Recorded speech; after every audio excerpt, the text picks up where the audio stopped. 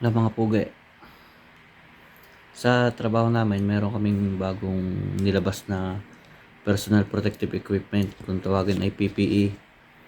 Ngayon, ako mahilig talaga sa sombrero. Nga lang, parang ngayon lang ako nabugnot sa sombrero. Yun yung ang binigay sa amin. No? Bukod sa mababaw, maiksi pa yung brim. Pag sinuot, parang mudyakaw. Ngayon, dahil wala naman tayong magagawa, kailangan natin gamitin. Ginawa ko ng paraan. Ito, tigdadalawang ibinigay bawat isa. Ngayon, hinulma ko. Di medyo pugi-pugi. Tapos, para ako magamit ng matagal-tagal, bumili rin ako nito.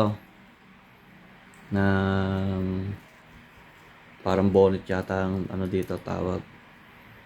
Yan. Yan. Ganyan. Para pag sinuot naman si sombrero ayos-ayos naman. Bale, ang ginawa ko dito sa sombrero na to, ginamitan ko ng hulmahan, tsaka yung faultless.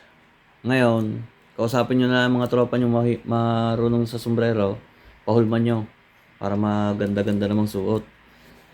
Pero hindi naman ibig sabihin na nahulma ay matigas na talaga.